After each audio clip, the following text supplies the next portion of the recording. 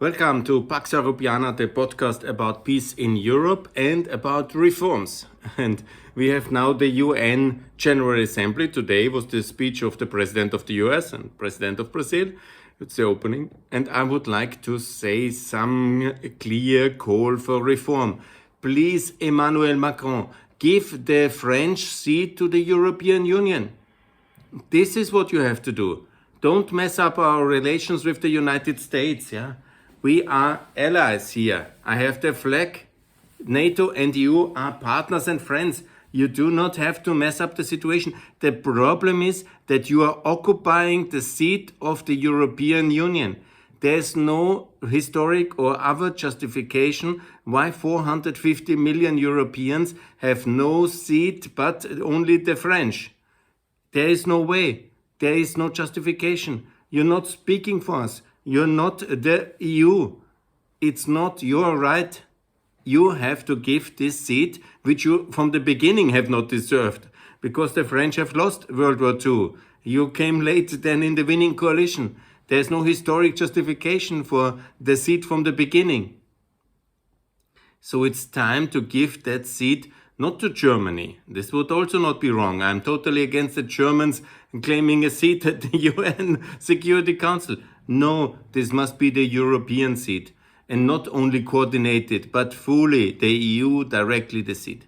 That is the first thing which has to change. And it's not our deal, this kind of submarines, these substandard submarines, which the Australians don't want to waste their money. It's logical to want to have the more advanced American submarines. And America is the leader of our alliance. And do not mess it up. You're creating many problems for us in Eastern Europe. You're creating many problems with your appeasement to Russia. And no, this is not our fight. And please, it's really wrong to make it to such an escalation level. And it's quite logically, after French policy has chased away the British, after so much protectionism and all this obstructionism of reforms has chased away the British, very much we can pinpoint that to the French. And then the French want to block our free trade agreement for all European SMEs and companies and businesses and consumers, taxpayers with Australia, which they actually block since 25 years, and with America, which they block, and they chased away then the British, and then they threaten to block the American, the Australian, European free trade agreements, which they block all the time. Anyhow, and then Mr. Macron is not even bothering to show up at the UN. Here, the first thing. The UN seat must go from France to the European Union. Second thing, which is completely wrong in the United Nations, is that there are some countries which are allowed to vote, which are real disaster countries. Like, first of all, the absolutely massacre genocidal Assad.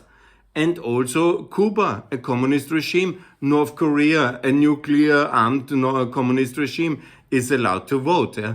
And obviously also similar Iran, tries to have nuclear, is allowed to vote on human rights.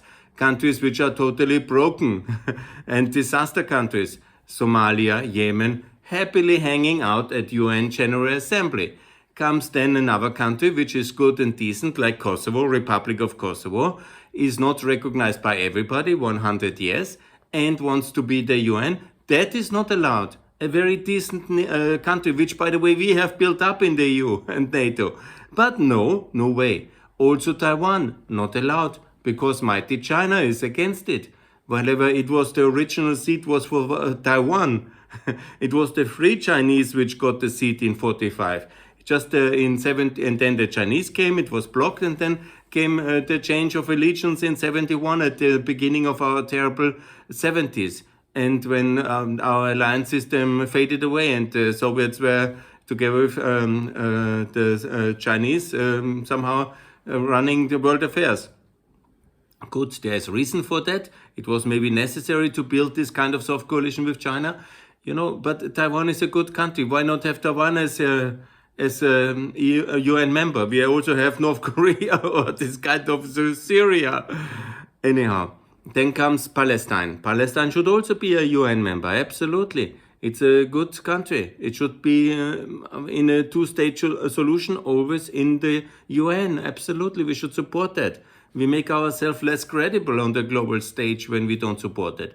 Obviously, this must be in a deal when Israel is also secured as a NATO member. I've made the point very often, because then we Europeans are also obliged to defend Israel, which is key to the security of Israel. And obviously, Palestine must be neutralized in an Austrian-style state treaty, because obviously you can not have a fully militarized Palestine then attacking Israel or something like this. That would be Article 5 and relations. So we have to engage in order to make peace in the Middle East, and that's of course the way to do it. But we should also pressure the Chinese a bit, because they are a little bit, out of things on the Taiwan issue. That's also, I think, absolutely possible. And when I look at the other countries which are around, no Cyprus, Northern Cyprus, no UN seat. Obviously, no. There is much better for the Northern Cypriots to be in a federal Cyprus in NATO, and also directly to join the European Union. They will be EU citizens. It's fantastic. It's much better than independence in a non-recognized island. This is half of an island. It's much better for them, and it's of course all the rights for all Turks living in Cyprus are 100% secured by the UN and the EU and NATO, and so that's actually not a problem. So there's other kind of small republics. They are all not in any kind of relation with the UN, and well deserved so, because they are Russian puppets like Transnistria and South Ossetia and Abkhazia. That of course are disasters of Russian aggression. They will not be. And actually also, let's be very honest, that Russia should also be suspended from the UN and from the Security Council seat, because they've broken all the rules the UN was ever about. Non-aggression, human rights, it's all a disaster. They have annexed the neighboring countries, part of it. Crimea, it was recognized by Russia itself and by the UN members that Crimea is part of Ukraine. They have broken all the rules of the UN. They must be suspended. And that's the start of it. And then in this suspension discussion, we can reform the UN, and also we can make a serious agreement with Russia how to regulate the Crimean issue, because there are ways to regulate it. It's possibilities. But first of all, we have to clarify to Russia that they will be suspended. It should be restarted, the UN, because they have broken all the rules. And we cannot make a rule breaker to be the rule giver. There's no way that this is acceptable. So Russia must be suspended under threat of creating the UN new. Just suspend it and create it parallelly a new organization without the Russians, and if the Chinese are not playing along, without the Chinese. It's absolutely possible. The UN is man-made. It's a man-made organization. In 44, 45, the American planners have made this organization in the San Francisco conference in April. It was then until October when everything was done in New York. And so it was done by people, by states. They have come together. And if now the situation of Russia is like this, that it's a rule breaker, and of the Chinese, they have taken over the veto and they abuse the veto powers, and then we have a serious problem, and then we have this lack of legitimacy. And all the global problems we have, like the many wars in these disaster countries, like subsidized by the Iranians or by the Russians or by the Chinese, less the Chinese. Mainly it's the Russians and the Iranians which are doing these disasters in Yemen, Somalia, and Libya, and Ukraine, and all these attacks. Yeah, this is the situation. And I would like to outline again, we have, first of all, the reform of the UN system in terms of enlargement, and then also the reform of the decision-making process. I've said it many times, I don't want to repeat myself, but the basic system, how the UN Security Council must work, is not the 5 riders of Mr. Roosevelt. Yeah, this is the past. We have these 4 big states, which are the big powers in the future and will remain to be. It's of course the United States, it's of course China, it's of course Russia, and it is India. So these 4 votes clearly, with the suspension of Russia, obviously, because it's a rule breaker. And then obviously with a negotiation with the Chinese to be engaged again back in normality and break away from Russian Federation and its crimes. It's a criminal record and this aggression record of the last 12 years. or maybe 12 years, since 2008 they started full intensively the Second Cold War with the attack on Georgia and Bucharest summit, then came the Ukraine escalation, and so on and so on. So situation is like this. Then we need, next to these four big powers, we need also the EU and the African Union, the American Organization of American States, the Organization of Islamic States, ASEAN, and now I'm correct, yes, exactly, as well, and the Commonwealth of Nations.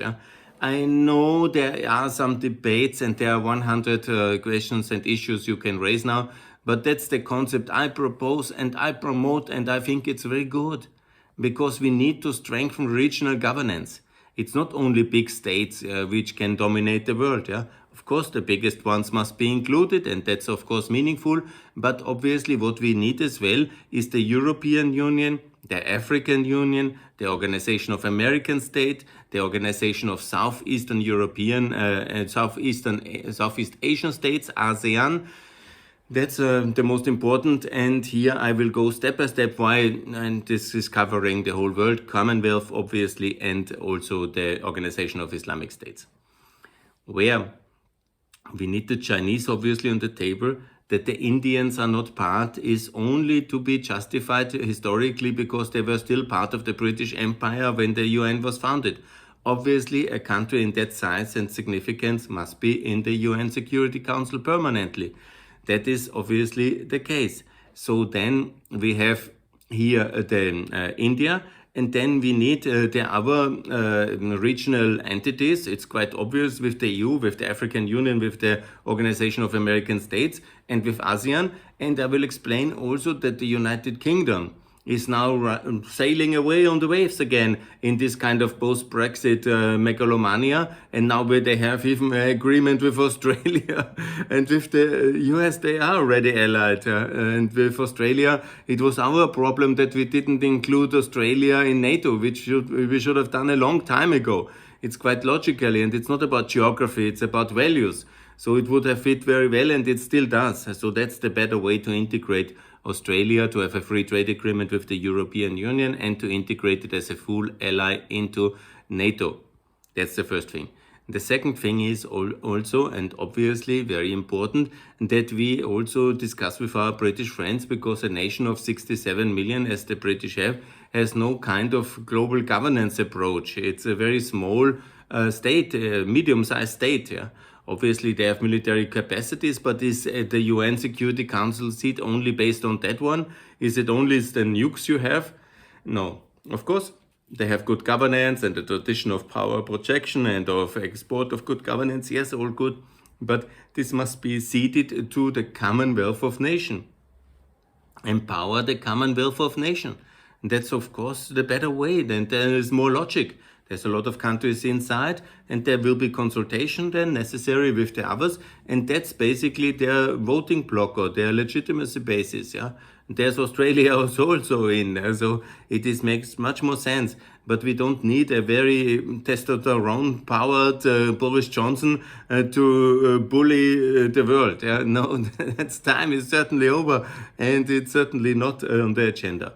So, and then the Islamic organization, that's also very important to give the Islamic world a direct seat. Of course, that's in many ways problematic when you see it's a religiously denominated organization. Yes, but it has a very important aspect of representativity, because many of the countries are not represented in other regional associations, like Pakistan, Saudi Arabia, the Gulf especially. And it also solves some of these problems of the claim of lack of representativity of the Islamic world in the global bodies and organizations in a way the world order which was created post-World War II, because obviously that is fooling all these resentments, leading ultimately also to terrorism. So we need higher level of the feeling of representativity as well, and also of the reality of representativity, not only based on big powers, on nukes, on fiscal capacity, but also on real representativity of certain segments of global population. And in the systems I have outlined, which is basically a logical continuation of the existing global system based around the UN and around NATO and the OECD, that is of course the main pillars of our world order, and also sub-organizations which we have. But as I have outlined now in all my videos and in all my podcasts and in all my tweets in the last 3 years of intensive activity, it's very important. We don't need a new world order. And Australia now deal is certainly not including one, and we don't need a new world order imposed on us by the BRICS countries or by Russia or by China. That would be very terrible, actually. What we need is decency. Decency on the existing world order being completed and adopted and adjusted to the 21st century. So we need a stronger UN, a better working UN, a UN which is not blocked by the veto power who base their claim to this veto on the victory in the Second World War, like Russia, or on the victory in the Chinese Civil War and then in the Cold War in a kind of a deal with America to get them into the UN instead of the Taiwanese who were the Free Chinese, who are the Free Chinese. And so basically on this kind of claim, which is now 70 years or 75-year-old, and the other one is in 71, and they are basing now their ability to block decency in good governance on the global level because of that power leverage. That's of course a really big problem, and that has to change because it's undermining the legitimacy of the UN. That's why this new structure where the regional federations and integration systems, which are so beneficial for better governance, regional economic integration, prosperity and security, and who have to take over also a reasonable role in the future in the UN system, like a stronger role of the Organization of American States. The new force obviously is the African Union, but the European Union, the most advanced one, but also the Southeast Asian states. And here also I always include, and it must be clear that Japan and South Korea must be in that group. And so they are involved. Yeah? So it's a logical system, and everybody has to confront the World War II past. Yes, absolutely. Yeah? In terms of guilt, the Japanese, the Germans, the Austrians, and everybody. But we cannot base our global systems just on the exact outcome of the World War II. The system is there, but it has to be adjusted to the Africans, to the Organization of the Islamic World, to the Southeast Asian states, to the American states. And then, in this system I described, several countries might have indirectly double representation, like India is in the Commonwealth and in the UN Security Council, and Brazil is in the Organization of American States, but America is in that organization and has a direct vote. Yeah, that's a compromise, but there's a certain logic, because these four big ones, they are in a way state unions, and the rest are unions in the making, in a sense. If there ever will be the state, obviously that's not very probably. In the UK, yes, it's the most advanced. In the ASEAN or OAS, obviously not, and also in Africa, not. But nevertheless, step by step, this is the way where the whole world is represented, and there is a clear veto power that nothing is happening against each other's will, but also we should discuss that not one of these individual powers can block everything which is according to the rules decent, just on the assessment. We don't want it, and so Kosovo is not happening, or so some things like this. We need a kind of a rule-based process, and that's really very important. Otherwise, then less and less world leaders will go to the UN Assembly, and that would be very bad, because the UN is a very important organization. Just this is a bit like a dusty and rusty. We need to clean it and fine-tune it and adopt it to the 21st century. The same true for all the subsector organizations, for all from WTO to FAO to all the global organizations. And here, most important, obviously, the most important, in a way, competition to the UN must be the OECD as the Union of Market Democracies, which parallel can also compete a bit, because UN needs also a bit of competition. And here we should have not 38 members, but 150 members, because about 50 countries are no democracies, like Russia, China, Cuba, about 25 ultimately, and 15 are really like hostile or enemy states, like North Korea, Iran, Cuba, Nicaragua, whatever, Russia and Iran, I mentioned already. Yes, that's not so many actually, because we shouldn't have this idea the world is full of enemies. No, most of the countries are good, yeah. And this should be also then in the Union of Market Democracies, the OECD, and the UN should feel the pressure of reform, because we can also work with that one. And so it's so important that the Union, this Summit of Democracy, is organized by the OECD, and the OECD is reprimanded for inviting Russia to the G20 summit in Rome, in Italy, because that's the wrong signal, because then who will we invite to the Summit of Democracies? Everybody, the Americans think democracies, and then we start this now Hungary a democracy, then we have EU member states who are not invited, or whatever, Kosovo will be invited, yeah. Obviously, it's a democracy, it's a market democracy, but will the Americans invite it? And so on and so on. We have hundreds of questions with the summit, yeah? So we shouldn't have this kind of loose extra-organizational, extra-institutional summits, but we need the UN here, OECD here for the democracies who are market economies, and all of them who want to be that, yeah? And that is a bit of a now competitive period. And then we see when the political capital is there to really reform the UN, to have no authoritarian Russia in with a seat in the Security Council, because it obviously must be suspended for its crimes.